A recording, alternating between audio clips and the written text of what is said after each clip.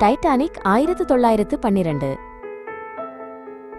1912ஆம் ஆண்டு ஏப்ரல் 10ஆம் தேதி காலை இங்கிலாந்தின் சவுத்தாம்ப்டன் துறைமுகம் ஒருவிதமான அபூர்வமான உற்சாகத்தால் நிறைந்திருந்தது. டைட்டானிக்கின் கருப்பு நிற கப்பல் உடல் துறைமுகத்தை மேலிருந்து நோக்குவது போல உயரமாக நின்றது. புறப்படுவோரின் குரல்களும் வழியனுப்புவோரின் குரல்களும் துறைமுகம் முழுவதும் ஒலித்தன. இந்த கப்பல் ஒரு புதிய வாழ்க்கைக்கான கதவாகும் என்று மக்கள் நம்பினர்.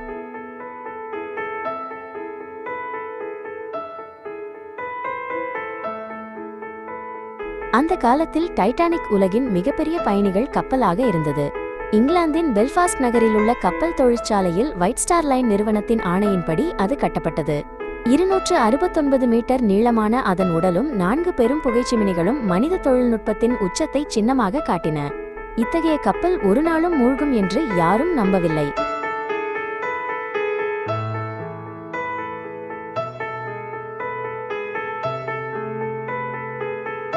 பயணிகள் தங்களது தரத்தை பொறுத்து வெவ்வேறு வழிகளின் மூலம் கப்பலில் ஏறினர்.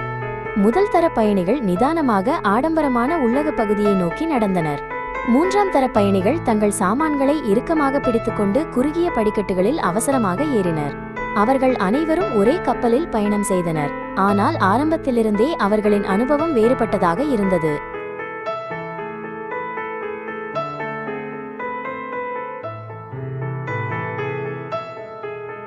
மதிய நேரத்திற்கு சமீபத்தில் டைட்டானிக் மெதுவாக சவுத்தாம்ப்டன் துறைமுகத்தை விட்டு நகரத் தொடங்கியது. அது நியூயார்க்கை நோக்கிச் செல்ல பிரான்சின் செர்பூர் மற்றும் அயர்லாந்தின் குவீன்ஸ்டவுன் ஆகிய இடங்களில் தங்க திட்டமிடப்பட்டிருந்தது. கப்பலின் நீண்ட ஊதுகுழல் ஒலி துறைமுகம் முழுவதையும் நிரப்பியது. அவ்வாறு அந்த கப்பல் மாட்சிமையுடன் வடக்கு அட்லாண்டிக் பெருங்கடலை நோக்கி முன்னேறியது.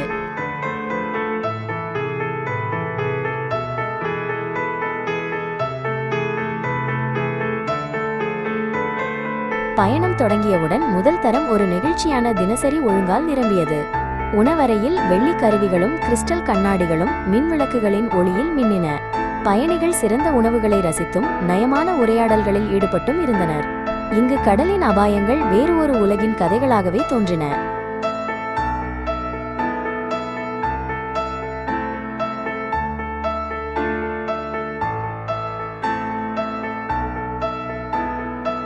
மூன்றாம் தர மேடைகளில் எளிமையான ஆனால் உயிர்ப்பான காட்சி விரிந்தது. குழந்தைகள் மேடையில் ஓடி கடல் காற்றை தங்கள் முகங்களில் உணர்ந்தனர். குடிபெயர்ந்தவர்கள் கைப்பிடிகளை சார்ந்து கண்ணுக்கு தெரியாத எதிர்காலத்தை கற்பனை செய்தனர். நியூயார்க் இன்னும் தொலைவில் இருந்தது, ஆனால் நம்பிக்கை இதுவரை இல்லாத அளவுக்கு அருகில் இருந்தது.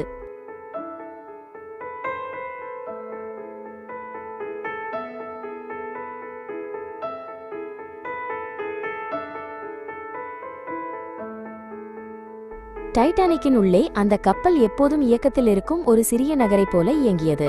பணியாளர்கள் வழித்தடங்களில் வேகமாகச் சென்று சாமான்களை, பழங்களையும் தபால்களையும் எடுத்துச் சென்றனர். படிக்கட்டுகளும் மின்தூக்கிகளும் ஒவ்வொரு தளத்திலும் உள்ள அறைகளையும் உணவறைகளையும் இயல்பாக இணைத்தன. இந்த பெரும் கப்பல் உயிருடன் சுவாசிக்கும் ஒன்றைப் போல குறைவே இல்லாமல் செயல்பட்டது.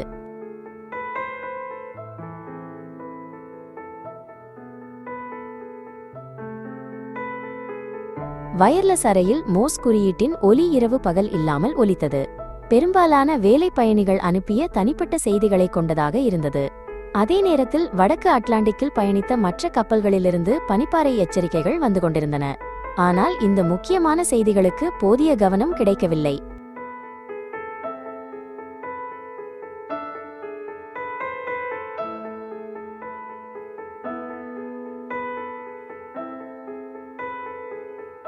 ஆயிரத்து 1912ஆம் ஆண்டு ஏப்ரல் 14ஆம் தேதி இரவு வடக்கு அட்லாண்டிக் அச்சுறுத்தும் அளவிற்கு அமைதியாக இருந்தது. நிலவொளியும் அலைகளும் இல்லாத கருப்பு இருளில் கடல் கண்ணாடி போல் சமமாக இருந்தது. அத்தகைய சூழலில் பனிப்பாறையைச் சுற்றியுள்ள வெள்ளை நுரை கூட காண முடியாததாக இருந்தது. கண்ணுக்கு தெரியாத ஒரு அபாயம் அமைதியாக ஆனால் உறுதியாக கப்பலை நோக்கி நெருங்கிக் கொண்டிருந்தது.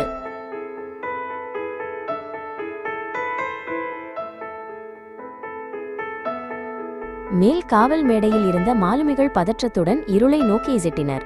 ஆனால் அவர்களுக்கு தேவையான இரட்டை கண்ணாடிகள் எங்கும் கிடைக்கவில்லை.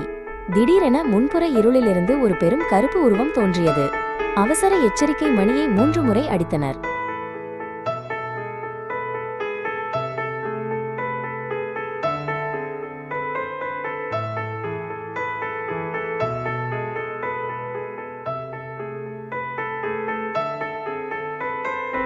1912ஆம் ஆண்டு ஏப்ரல் 14ஆம் தேதி இரவு 11:40 டைட்டானிக் வடக்கு அட்லாண்டிக் கப்பல் பாதையில் ஒரு பனிப்பாறையுடன் மோதியது.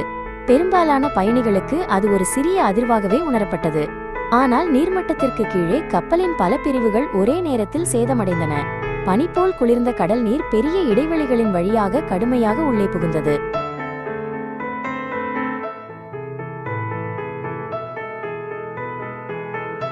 மோதலுக்கு பிறகு உடனே பெரும்பாலான பயணிகள் எதுவும் தவறாக இல்லை என்று நினைத்தனர்.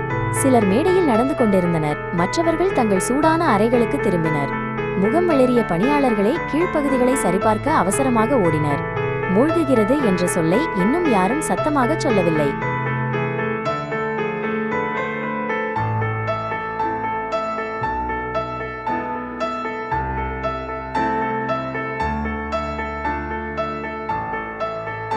நள்ளிரவுக்கு பிறகு மேடையில் உள்ள உயிர்காப்பு கப்பல்கள் ஒன்றன்பின் ஒன்றாக தயாரிக்கப்பட தொடங்கின.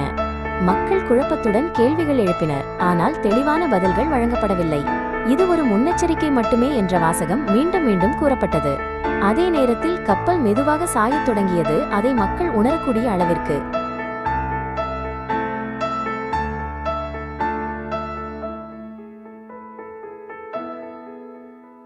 பெண்களும் குழந்தைகளும் முதலில் என்ற விதியை பின்பற்றி உயிர்காப்பு கப்பல்கள் கடலுக்குள் இறக்கப்பட்டன.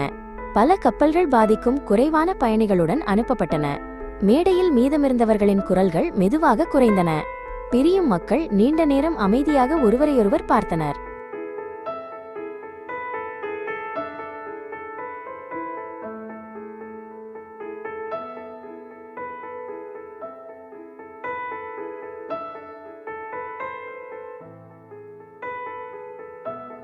மேடையின் ஒரு பக்கத்தில் இசைக்குழு கடைசி நொடி வரை இசை வாசித்தது.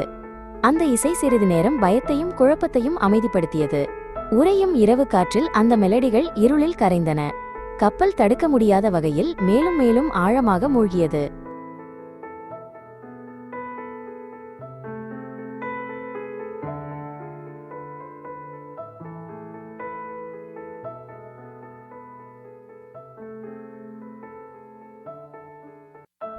ஆயிரத்து 1912ஆம் ஆண்டு ஏப்ரல் 15ஆம் தேதி காலை 2:20 டைட்டானிக் முழுமையாக மூழ்கியது.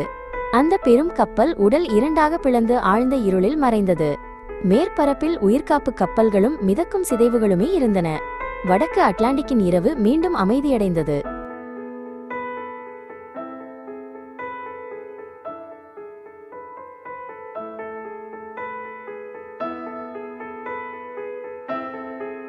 நீண்ட இரவுக்கு பிறகு விடியற்கால ஒளி மெதுவாக கிழக்கில் பரவியது. அவசர செய்திகளை பெற்றுக்கொண்டு விரைந்து வந்த கார்பேத்தியா கப்பல் சம்பவ இடத்தை அடைந்தது. மொத்தம் 710 பேர் பனிக்குளிர்ந்த கடலிலிருந்து மீட்கப்பட்டனர். 1500 பேருக்கும் மேற்பட்டவர்களின் குரல்கள் இனி ஒருபோதும் கேட்கப்படவில்லை.